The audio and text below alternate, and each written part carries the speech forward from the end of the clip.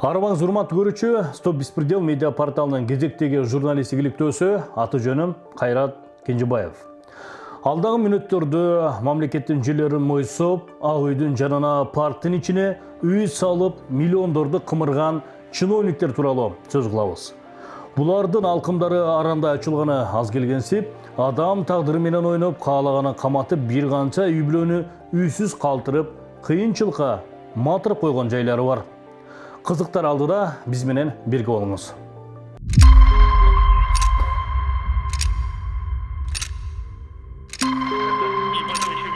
Твой мама сказал, или вы подписываете этот договор, или пошли на... Жоқ, я должен наказать. Бул биздин Ак үй, жанына Панфилов сейилбагы. Ак үйдүн батыш тарабы аркылуу паркты аралап 200 метрдей басаңыз, сейилбакка салынган көп кабаттуу үйдү көрөсүз. Алтын квадратка салынган алтын үй десек болот. Бул сейилбакка салынган үйдүн маселесин көтөрбөгөн депутат, айтпаган активист, жазбаган журналист калган жок. Кечээ күнү эле журналист Ыдырыс Исаков бул объект боюнча өз берүүсүн чыгарды. Анда Өмүрбек Текебаев бул курулушту өз билемдиктин символу деп атады. Бирок бир нерсени айтпай кетти. Дал ушул жерди мэриядан 2004-жылы 49 жылга ижарага алып, аны экс-мэр Азиз Суракматовго саткан ким десеңиз, Өмүрбек Текебаевдин ата мекен партиясы менен 6-чы чакырылышка депутат болгон Бахадыр Сүлейманов. Тарагы ага таандык делген Холод фирмасы. Земля, на которой построено это здание, входит в охранную зону номер 1. Согласно ПДП, который разрабатывали, вот эта охранная зона была белым пятном, то есть там вообще ничего нельзя строить. Естественно, строится многоэтажное здание прям возле Белого дома тоже немножечко неверно, да? Поэтому мы выступали против, но вы же видите, оно до сих пор стоит, это здание, потому что в этой сфере у нас вертятся большие деньги, и те, у кого есть деньги, могут даже в охранной зоне строить вот такие здания. Там Сулайманов и Суракматов. Вы экс-мэр и экс-депутат, да? Сильная мера всего. 2010 жылы Бишкек мэриясы журналисттерге берген маалыматтарында мыйзамсыз объектилер сүртүлө тургандыгын билдирген. Бирок эч кандай аракет жок. Ал имарат учурда ремонту аяктап, чекчейген үй болгонуна баарыбыз көбүз. Анысыз келгенси бизге жеткен кыңыр кептер боюнча бул имаратты мамлекеттик банктардын бирине ижарага берип жатыптыр. Бизде ушундай дейм да, мамлекеттин парктын жерине мыйзамсыз үй салып алып, анан кайра мамлекеттик банкка ижарага берет. Бишкек мэриясы 6 жылдан бери мурдунан алыс эмес жайгашкан бул имаратты иретке алып келе албай, эшек такалап жүрөбү деген ой туулат.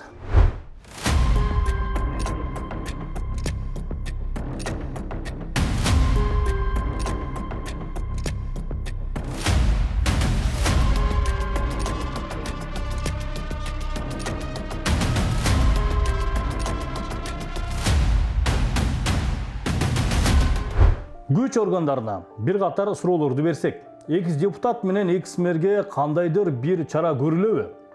Деги булардын жоопкерчилиги каралабы же мындай экс-чиновниктер баарын уруп согуп ойнобой, жеке калтасын кампайтып, чартаңбай тээп жүрө береби?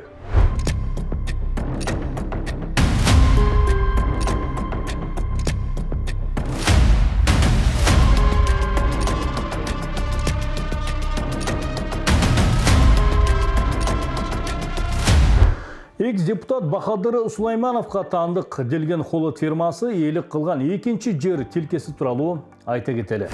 Өзгөр көрүп турган курулуш Самойленко 4В дарегинде орун алган, аянты 43 соток. Бул жерде салынган курулуш комплекста жаңы Ак үйгө кошуна жайгашкан абдан жакшы квадрат.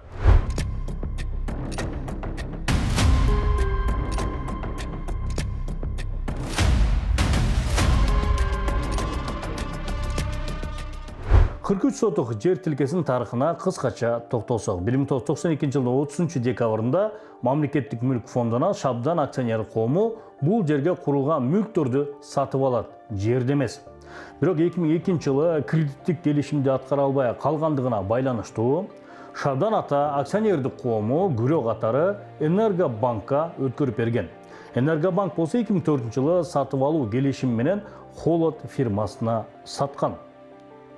Холод фирмасы 2013 жылы административдик соттун чечими менен жердин кызыл китебин чыгарып өзүнө толук кандуу каттаткан. Бул жагдайларды деталдуу тактоо үчүн кийинки иликтөөдө кайрылабыз. Бирок кыскача айтканда, бул 43 сотук жер башында Бишкек мэриясына таандык болгон. Ижара анан күрөө деген жүйөлөр менен колдон колго өтүп отуруп, акыры Бахадыр Сулеймановго таандыктелген Холод фирмасына тийген. Айрым такталбаган маалыматтар боюнча Шабдан ата акционердик коому ошол кезде мамлекеттик сатып алуулар жана материалдык резервтер боюнча мамлекеттик комиссиясына таандык болгон. Бирок бул божомол гана. Эки курулуштун окшоштуктары арбын. Маселен, эки тең мамлекеттин жери болгон Холод ЖЧКсына 2004-2005 жылдары өткөн. Дал ушул маалда тактап айтканда 2003-2005 жылдар аралыгы Бахадыр Сулейманов мамлекеттик сатып алуулар жана материалдык резервтер боюнча мамлекеттик комиссиянын төрагасы болуп иштеп турган.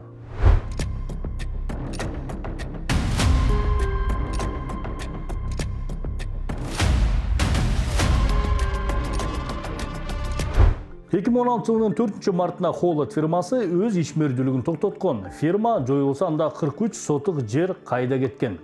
Документтер боюнча 2015 жылдын 12 февралында бул жер Ташиев Талайбек Анарбекович аттуу жаранга катталат.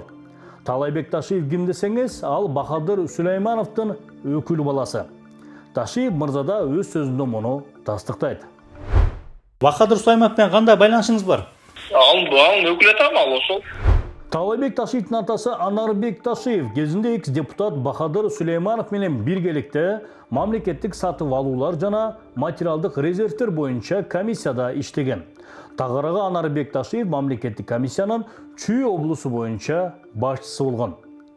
Бахадыр Сулеймановду уулуна өкүл ата койгонунда бекеринен эмес. Анарбек Ташиев 2021 жылы өткөн парламенттик шайлоого Лилин шайлоо округу боюнча ат салышкан. Эртең добушуңуздарды акчага айылбаштап шайлабаңыздар. Квартальный домком чиновниктердин, жетекчилердин административдик ресурстарын пайдаланган талапкерлерди сызыңызда башка мыйзам бузбаган, жүрөгүңүз жакын адамдарды шайлаңыз. Анарбек Ташиев өзүнүн шайлоо алдындагы сөзүндө элдин акчасын жебеген таза талапкерлерди шайлап, патриот бол деп үгүттөп жатат. Ал эми уулу Талайбек Ташиевке парктын, мамлекеттин жерин сатып, адам тагдыры менен ойногон Бахадыр Сулеймановду өкүл ата кылып коюп жатат. Ошондо Анарбек мырза, сиз үчүн кош стандарттуулук нормалдуу көрүнүшпү деген суроо бергибиз келет.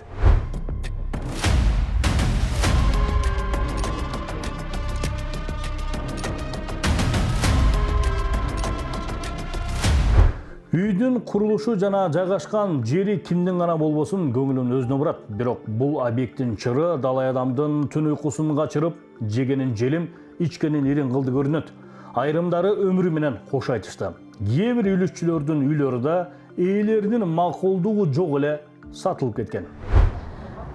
Ошол жылы 2016 жылы эң биринчилерден болуп алганбыз. Бизге тиешелүү квартираларды булар кайра сатып акча алыш. Бахадыр Сулейманов эмес, ийгилик сатып атат да уже.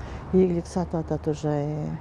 Анткени Бахадыр Сулеймановго булар ийгилик уже жанагынча акча миллиондон ашык чыгарып берди да уже. Аны өздөрүнө каттатты. Өздөрүнө эксплуатация киргизип атат да. Ооба. Эксплуатация киргизип жашап, анан ошол биздин квартираларды кайра сатып, бош квадраттарды сатып, ушундай бир бул бизнеске айланып кеткен нерсе болуп атат да. Жерди ээлеген депутат бар экен, Бахадыр Сулейманов, Ташиев Талай деген бар экен. Булар аябай чоң бир аз эле суммага жерди сатып алып, анан кайра андан Жолдошбековдон алып, дойшиктерден бир топ акча чогултуп алып, миллиондогон пайда көрүшүптүр да. Анан эми ошо бизге окшогон карапайым адамдардын квартирасына тийбей эле койсо эмне болот деген дагы чоң суроо болот.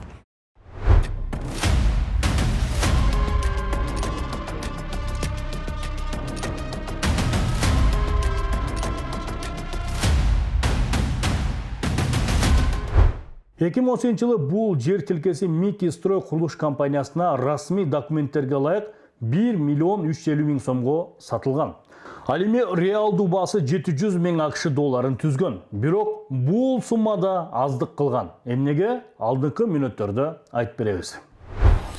17-жылы ошол жердин мурунку кожоюнуна отступной менен кайра өткөрүп берип койгондугун айтты. Эки киши отступной договоруна кол коюп атса, эмне себептен биз бир тарапка балчы айтып акча чогултуп беришибиз керек, экинчи тарабын отургузушубуз керек дедим да. Эмнеге экөөнү чогулганда отургузуш керек? Же болбосо тынчтык жолун тандадыкпы, тынчтык жолу менен кетишибиз керек дедим. Экс-депутат Бахадыр Сулейманов Самойленко 4В дарегинин көйгөйүн парламенттин трибунасында көтөрүп, андагы үлүшчүлөр кайрылып, жардам сураганын айткан. Курманкул Туруптулевич, я хотел к вам обратиться. Вот ко мне обратились дольщики с таким заявлением, они уже просят о таком вообще вопиющем беспределе Ленинской прокуратуры, о восстановлении срока давности. Вы представляете, дольщики построили дом, живут там, уже у них и так сколько жизни шла, там тяжба, вот это все, и вдруг поступает такое заявление с прокуратуры. Между прочим, прошло 8 лет, есть решение районного суда, есть определение городского суда. Из этого я вас попросил бы сегодня. Мен сизди түшүндүм. Өзүңүз да кат жөнөтүп коюңуз. Муну өзүм көзөмөлгө алып, териштирип чыгалы. Бирок чынына келгенде бул боткону чалып ызы чууну баштаган Бахадыр Сулейманов өзү жана анын жакын адамдары болгон. Бул жагдайда үлүшчүлөр кечирээк аңдашкан. Ошондо экс-депутат мандатын пайдаланып, чоң трибунада сөз сүйлөп, генералдык прокуратурага кайрылып өзүнүн Герт башынын кызыкчылыгын коргогонбу деген ойго келебиз. Документально Ташиев деп деген бала экен. Бирок фактически айтып калышты, бул деген Бахадыр Сулайманов депутаттын жери депчи. Өкүл баласы Ташиевке оформленный. Мы так поняли, что на самом деле Сулайманов Жертный Исич, Бахадыр, да, потому что он там, это мой окульбала, я вам помогаю, да, да, ну, мне кажется, Сулайманов был действительно хозяин земли. Я так теперь потом понимаю, что это был, наверное, Сулайманов. Короче, Сулайманов сказал, или вы подписываете этот договор, или пошли нафиг, давайте, собрание, да, Чекалыков, Нурбеков.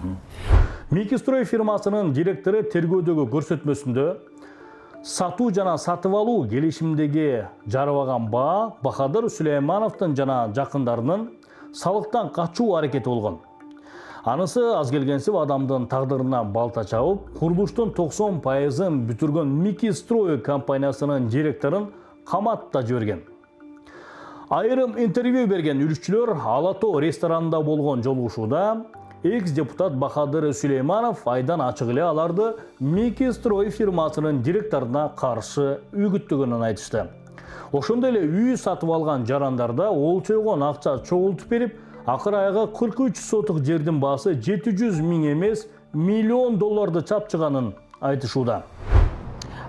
700 000ден да көп, анткени 350 000 акчалай карызым болгон күнүндө дагы бир таунхаусту целиком өздөрүнө оформить этип беришкен, магазин, трехкомнатная квартира, ошондо даже миллиондон ашкан.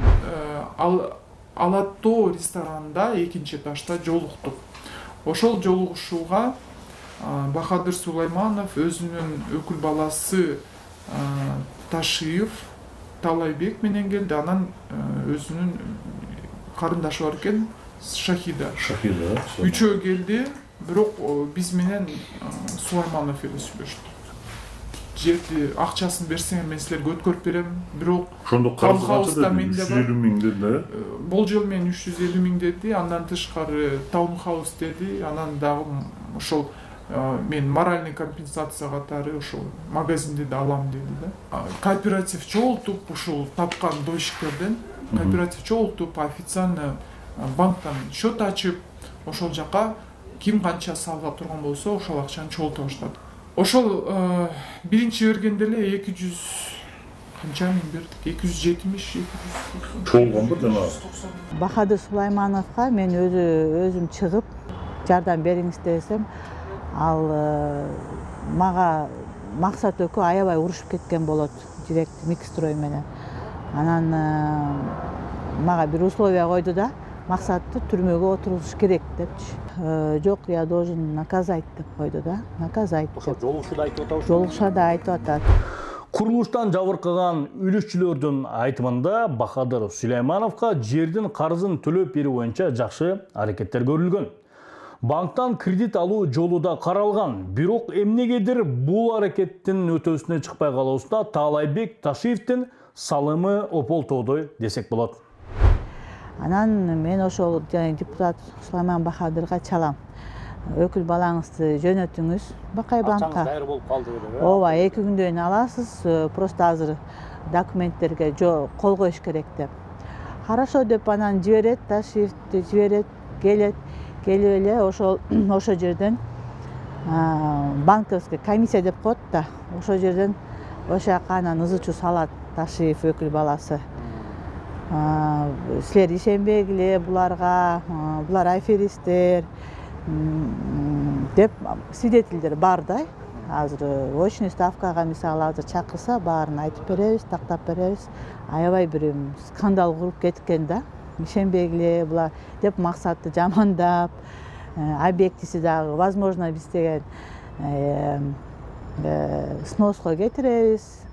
Аны эмеге койгонго болбойт депчи.